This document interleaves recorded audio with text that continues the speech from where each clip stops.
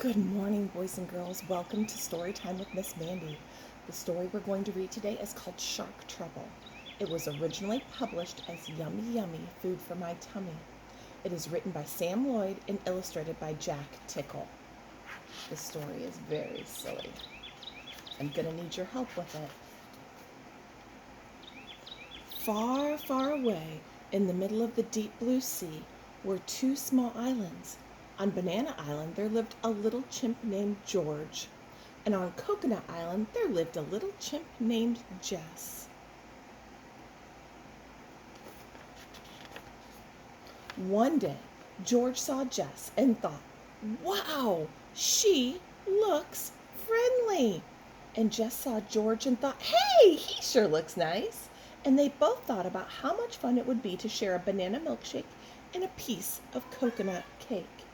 But there was a problem. In the deep blue sea between the two islands, there were sharks.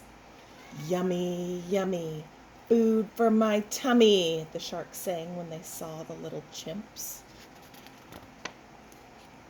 "Don't worry, George," shouted to Jess. "I have a plan.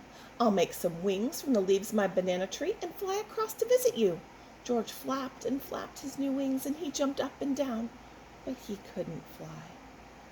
"Yummy, yummy, food for my tummy," the shark sang, snapping at George's little chimp toes. "I've got an idea," shouted Jess to George excitedly. "I'll tunnel deep under the sea and come visit you." And Jess dug and dug, but the sharks heard the digging noise. "I need your help, friends. Yummy, yummy, food for my tummy," the sharks sang as they smashed and bashed the tunnel until it flooded. "Never mind," called George. "I've got another idea." Jess watched as George tied slippery banana peels to his hands and feet and started ski surf across the water. Jess knew that this was the silliest idea so far, but before she could warn George, "Who's coming?" he fell in. "Yummy, yummy, food for my tummy."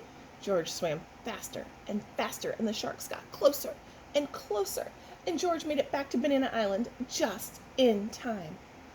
That was a close one, called Jess. Jess thought of a brilliant plan. "This will scare the sharks away," she shouted to George. With a mighty roar, she jumped out from behind the tree, waving her arms around. But the sharks were not in the least bit afraid. They found her crabby coconut costume very funny and laughed until their bellies ached. "Yummy, yummy, food for my tummy," they sang. "This is no good," thought the little chimps. "We've tried every idea in our heads. We need to think of something new if we're ever going to share milkshakes and cake." They both climbed up their trees, a very good place to go when you need to think. As the chimps climbed higher and higher, the trees began to bend. The higher they climbed, the more the trees bent and bent until, "Oh no, we'll be eaten for sure." Then something amazing happened.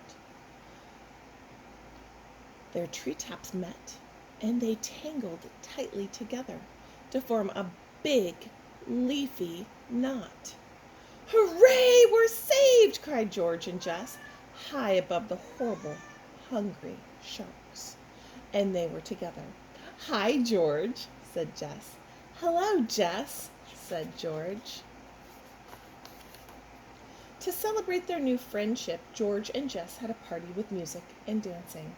And of course, lots of banana milkshakes and coconut cake. The end. I hope you enjoyed our story today.